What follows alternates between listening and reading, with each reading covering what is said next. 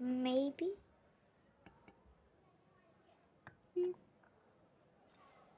I blame the chicken.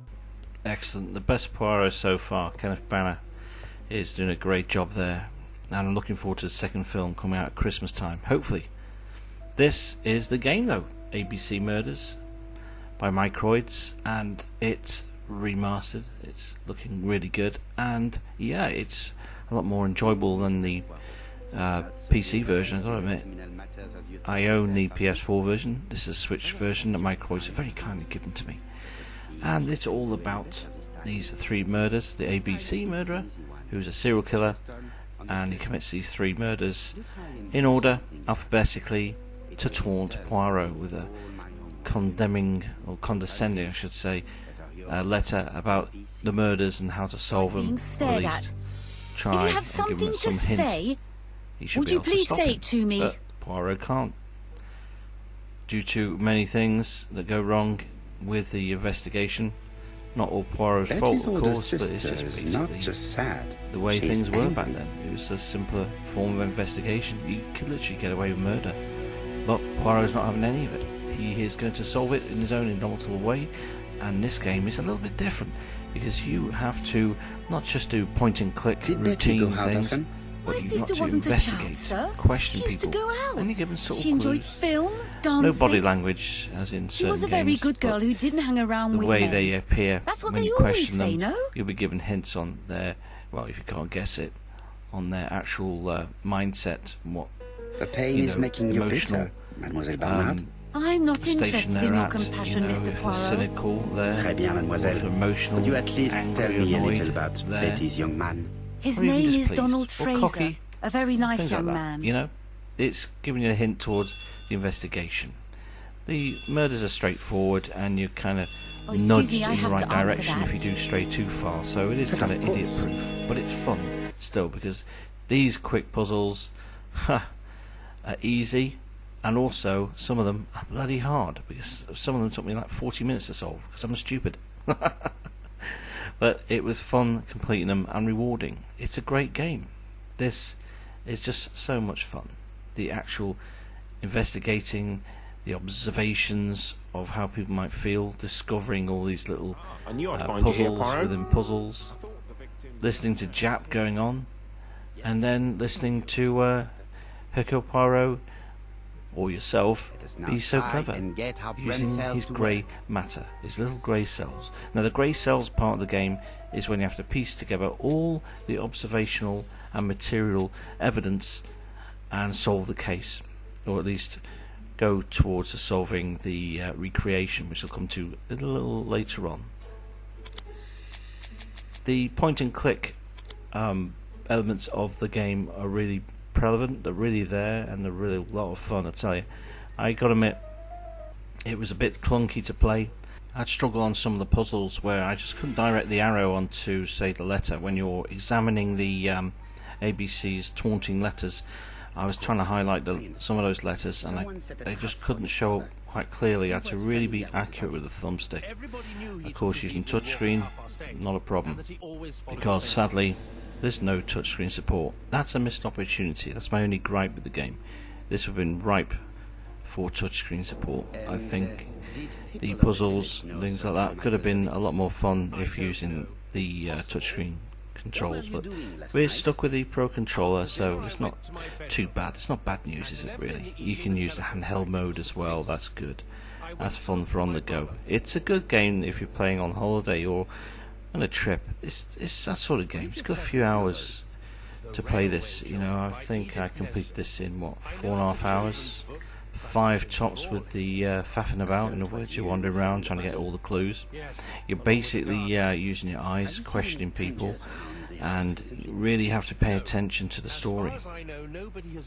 A lot of the evidence you'll gather from questioning your interviewees and kind of sussing them out, making sure that you've covered all the right avenues, questioning and asking the right questions, or at least paying attention to their replies are most important. So yeah, asking questions, noticing what they say, and then of course when they're not around, searching the rooms, which is a lot of fun. you get to click on virtually everything in a room and just do what Poirot does best, which is just stick his nose in it. He just likes to be OCD, you know. He's very obsessive compulsive, Poirot. Doesn't miss a trick. Observation clues, like a mini game really, are there just to add something different, which I quite like. You can see Hastings standing behind the door as lookout. It's quite funny. But again, it's pretty easy, this part of the game, but it's well made, and it's a lot of fun because it's bringing something different into the usual point and click shenanigans. And I played a lot of point and click games, probably over 100, I think, easily, and I never get any better at them. But I do enjoy playing them. And the best thing is, it's got a lot of replay value as well, because some of the questions can go either way. You can either ask a question that will annoy the interviewee, the suspect, or the innocent party, or please them, you know, and get them to relax, and then you can maybe get a bit more info from them. The observation on how they're feeling and what they're doing will open up an avenue of questioning, or maybe an avenue of garnering new information, and that's good. And when all the information has been gathered, you're ready to reconstruct the scene of the actual murder itself. Let's see the master in action. Of course, you will screw up if you haven't got all the info there. It won't give you all the prompts to make sure that the reconstruction is accurate. Killer is hiding behind a bush. Of course, I know he's walking. You know where he was. You know he's walking. You know the route was known to many people. You know, it's a group of bushes where you stop and admire the view before walking home. So yeah, you get all that information from talking to all the people that you suspect of the murder or don't suspect. In other words, when you've gathered enough information, you can make sure that the reconstruction is successful. There it wasn't, because you have to pay attention. What I missed was Carmichael admires the view. So some things go straight over my head sometimes, but you get used to it. Pay attention. Here comes Carmichael. You're going to kill him, so he has to be looking away. So admire. I thought I was going to be in the bushes admiring him. So that's what I did wrong. So he's there looking out in the sun, admiring the view. So there we go. That could have been a bit more simplified for me, you know. Left or right, again, it's going to be from the right. Because you're going to spin him round. He approaches silently over the grass. And there we go. Pretty gory, pretty graphic, but not overly done. There we go. There's no gushing blood anywhere. It's not a Kurosawa movie. And the ABC serial killer leaves the ABC train timetable to let Poirot know he's murdered him.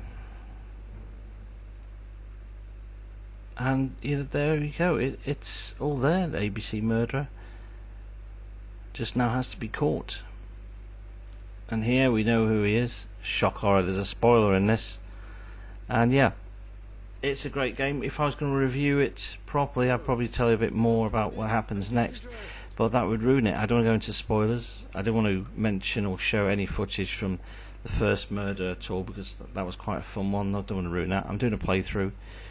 Enjoy watching that. The fourth part will be up the day after tomorrow, so look forward to that. Third one's up right now. And yeah, this is an excellent game. So much fun. If I was to give it a rating, I give it an 8, a solid 8, I think, because it's good on the Switch and it's a lot of fun. Although you can't go wrong, you won't fail at this game. It will prompt you. It's a little bit of hand holding, but it's still a lot of fun, a lot of variety there. The puzzles are enjoyable, and yeah, I love the graphics too. And it's a pretty decent game. Frame drops, not many, maybe a bit of stuttering, but it was not really that noticeable. So good game.